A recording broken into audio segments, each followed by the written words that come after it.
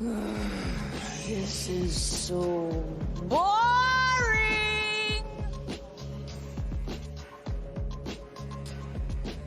Bitcoin currently still in clear consolidation.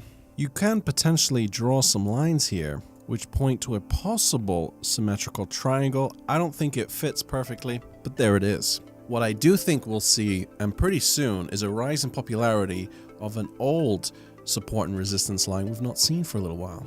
I'm talking, of course, about one which began right at the bottom of the bear market and continued for quite a while. Now, obviously, this line faded into irrelevancy when Bitcoin decided to go parabolic in early May, but now that we're this close away from it, I could definitely see, at least if Bitcoin is to go down lower, then this would be, at least on the first test, support. Just so happens to coincide currently at around 7,500, which many popular analysts predict as a possible level for Bitcoin. Now let's switch it up a little bit. Let's do the weekly time frame. We're going to employ the use of an indicator known as the super trend. Just like moving averages or the MACD, super trend attempts to plot out the momentum of an asset, and put simply, you would expect a bull market to be trading above the green lines and a bear market to be trading below the red. Historically speaking, it's been pretty accurate. Stalling on the positivity the second week of December 2017 and only turning positive again the second week of April 2019. It's rocketed red starting from last week's giant red candle, the largest red candle of 2019. Insert candle making joke. I still have got no ideas. Not to say that this line can't go green again depending on what this week is about to bring, obviously being just the start of the week, but it would take a lot for this situation to change, at least with this indicator.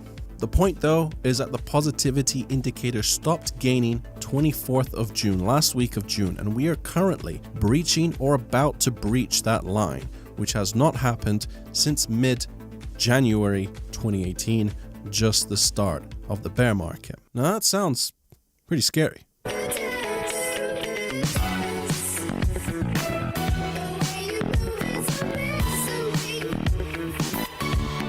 But how much faith can you really put in this indicator, or any indicator for that matter?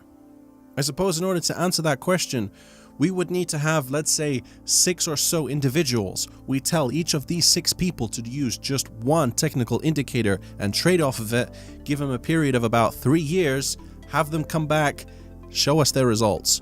Which indicator works, which one does not? Well, someone did just that. Or at least they used a script in order to produce the results, same thing anyway. Here we have that study entitled The Single Most Profitable Bitcoin Indicator. This should be interesting. 6 indicators were used, including the MACD, the RSI, parabolic SAR, Bollinger Bands, stochastic, and the Ichimoku cloud. I'm not making this up. Those are actually kind of commonly used technical indicators. Let's skip to the bottom, the results. MACD was the best performing indicator, followed by the parabolic SAR and then the Ichimoku cloud.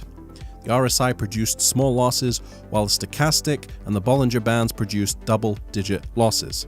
These returns, actually, even the gains, are so poor that you would have made more money if you had purchased an S&P 500 index over the same time period 3 years ago. That's not very good.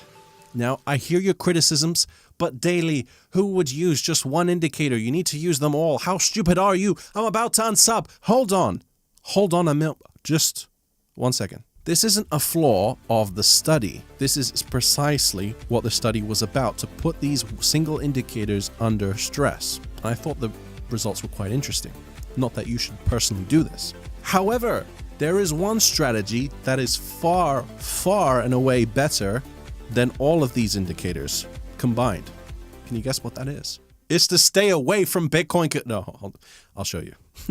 Here are the results of the exact same study put against the simple buy and hold the damn coin returns. As you can see, an order of magnitude more profitable. Same exact thing with mining, depending on your electrical bill. If you would have just bought instead of buying mining equipment. So you're telling me that the best way to trade Bitcoin is to not trade Bitcoin? It's quite the realization.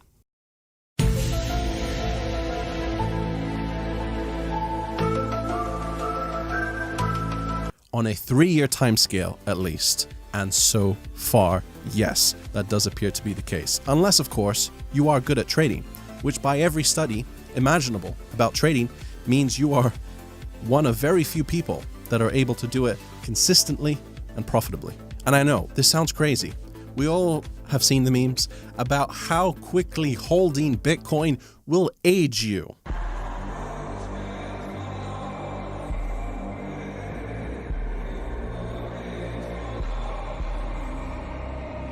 And they're not all unjustified either. But yes, it has been a good and completely fine strategy up until now, even if you happen to buy with that single one-day time frame a Bitcoin that was priced at $19,500. Someone actually did that. I'll try and find that picture. It hasn't been 3 years yet, so maybe by January 1st, 2020, hey, maybe it'll be profitable. But of course, moving with the trend is what I would describe as a happy medium between two extremes. The one hand being, you're gonna have to pry Bitcoin out of my cold, dead hand, all the way to watching 8 monitors and trading off of 1-minute time frame charts.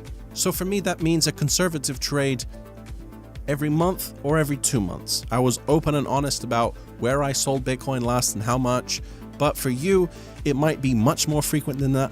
It might be much less. You need to play to your strengths. And there are those who will try and make trading look easy to you. It's not. They're just probably trying to sell you something. Be wary.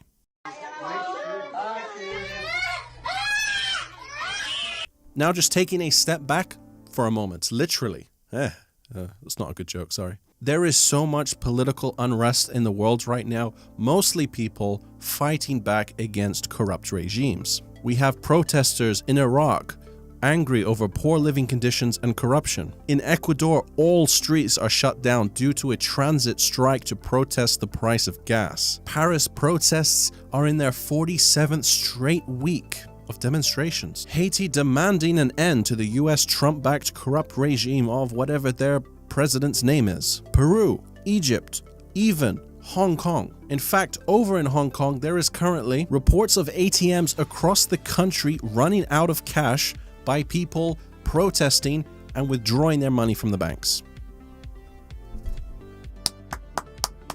Now, of course, how does this all relate to Bitcoin? Let us look at this technical chart. Yes. But not memeing here for a second, I know that's rare. Bitcoin for most people in the first world country isn't all that important. Not to say that it's not important to have savings, to have investments, to be generally wise about the failing monetary system. However, when you compare it to people in the third world and even some select first world countries, then you really see how important Bitcoin is. Uncensorable money, where corrupt regimes cannot do anything to remove it from you except torture, I guess. They cannot insanely devalue it. Then you see just how important it is and why I don't see Bitcoin going to zero anytime soon. I mean, I would buy all of the Bitcoin in existence at 1 penny just to prevent it. Don't worry, that would take over $200,000. Maybe half a penny. Don't worry. Anyway, that's been it from me. Thank you very much for watching. I'll see you on the next one. This is pretty exciting for the long-term prospects of Bitcoin. Again, we have just come out of a bear market. Does anyone remember what Christmas 2018 was like for Bitcoiners? I do.